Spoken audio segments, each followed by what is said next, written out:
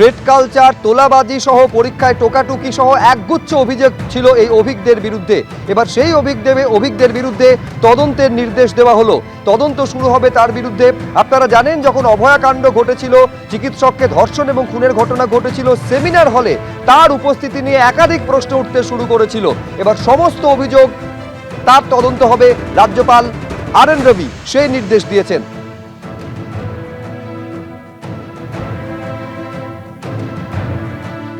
Doctor Abhik দে, তাকে হচ্ছে যে আমাদের স্বাস্থ্য দপ্তর সাসপেন্ড করেছিল। অভয়াকাণ্ডের সময় তার বিরুদ্ধে অনেকগুলি অভিযোগ ছিল এবং হুমকির সংস্কৃতির সঙ্গে যুক্ত থাকার অভিযোগ বিভিন্ন জায়গা থেকে এসেছিল এবং সেই সময় সাসপেন্ড করার পরে স্বাভাবিকভাবেই সরকারের নিয়ম অনুযায়ী তার বিরুদ্ধে বিভাগীয় তদন্ত শুরু হওয়ার কথা ছিল দ্রুত। যে কোনো কারণেই হোক সেটা এতদিন করা হয়নি। আজকে আমাদের স্বাস্থ্য দপ্তর থেকে তার বিরুদ্ধে বিভাগীয় তদন্তের যে আদেশনামা জারি করা হয়েছে, আমি সেটাকে স্বাগত জানাচ্ছি। আমি আশা করব যে এই বিভাগীয় তদন্তের মাধ্যমে প্রকৃত সত্য সামনে বেরিয়ে আসবে এবং তার সঙ্গে তার যে পোস্ট গ্রাজুয়েট যে কোটায় যে ভর্তি হওয়ার যে বিষয়টা নিয়েও বিতর্ক ছিল, সেটা এই মুহূর্তে বিচারাধীন। আমরা চাইব এই বিষয়টারও পূর্ণাঙ্গ তদন্ত হোক। স্বাস্থ্য, নিয়োগ থেকে পরিকাঠামো, একের পর এক গুরুত্বপূর্ণ সিদ্ধান্তের কথা আজ নবান্নের সাংবাদিক বৈঠক থেকে ঘোষণা করেছেন মুখ্যমন্ত্রী শুভেন্দু অধিকারী। 5টি বড় পদক্ষেপের কথা তিনি ঘোষণা করেছেন, রাখবো পরপর আপনাদের সামনে। জুলাই থেকে চালু হচ্ছে আয়ুষ্মান ভারত প্রকল্প। জুন থেকে নতুনদের জন্য আবেদনপত্র নেওয়া শুরু হবে। মুখ্যমন্ত্রী জানিয়েছেন, উত্তরবঙ্গে এইমসের জন্য তৎপরতার 4টি জেলায় মেডিকেল কলেজের প্রস্তাব দেওয়া হয়েছে কেন্দ্রের কাছে। তৃতীয় পদক্ষেপ, দুর্নীতি রুখতে দাওয়ায় চাকরি প্রার্থীদের OMR শিটের কার্বন কপি দেওয়া হবে।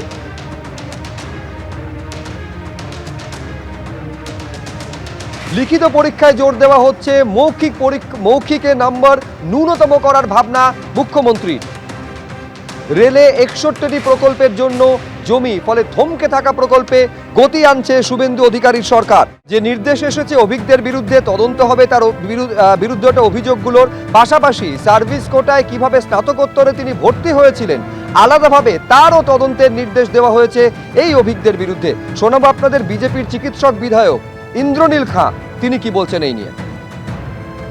রাজ্যের তৎকালীন প্রাক্তন মুখ্যমন্ত্রী মাননীয়া মমতা বন্দ্যোপাধ্যায় ছিলেন এবং তিনি মাননীয়া থাকাকালীন যেভাবে করে নানা ধরনের দুর্বৃত্তদের মাধ্যম দিয়ে এই স্বাস্থ্য দপ্তরটা তিনি চালাতেন নিজে স্বাস্থ্যমন্ত্রী হয়ে, এবং তার প্রতিফলন কিন্তু আরজিকর কাণ্ডে আমরা দেখতে পেয়েছি সেখানে।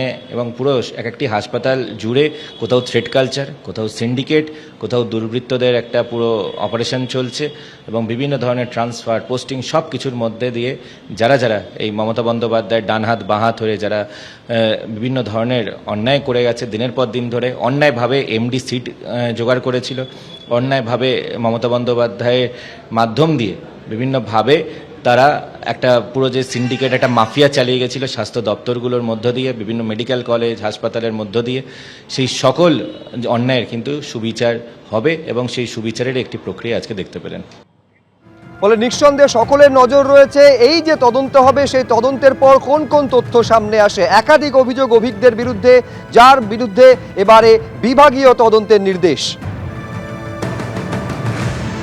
আজকে ডক্টর অভিজ্ঞদের ওপরে যে একটা ডিপার্টমেন্টাল এনকোয়ারির যে নির্দেশিকা আজকে হয়েছে, আমরা সার্ভিস ডক্টর ফোরামের পক্ষ থেকে স্বাগত জানাচ্ছি। আমরা মনে করি এর অনেক আগেই ডিপার্টমেন্টাল এনকোয়ারি হওয়া উচিত ছিল, কারণ তার এই পোস্ট গ্রাজুয়েশনে ঢোকা নিয়ে যে অভিযোগ, যে অনিয়মের অভিযোগগুলো ছিল, সেটা নিয়ে আমরা হাইকোর্ট পর্যন্ত গিয়েছিলাম এবং নানান অনিয়ম তো সেখানে রয়েছে। ফলে সেগুলো বেরিয়ে আসুক সত্যাসত্য। আমরা এরও দেখেছি এত বড় প্রভাবশালী তিনি অভয়াকাণ্ডে যখন আরজি করে ঘটনা ঘটছে, তারপর তিনি তাকে মানে ফিঙ্গারপ্রিন্ট এক্সপার্ট হিসাবে তাকে দেখানো হয়েছে, অথচ তিনি একজন সার্ভিস পিজিটি সাসপেন্ডেড অবস্থায় রয়েছে, সেই অবস্থায় তাকে ফিঙ্গারপ্রিন্ট এক্সপার্ট হিসাবে তাকে দেখানো হচ্ছে।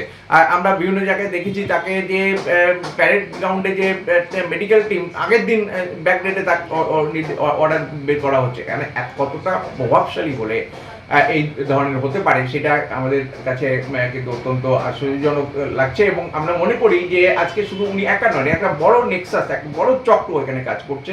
এবিপি আনন্দ, এগিয়ে থাকে, এগিয়ে রাখে।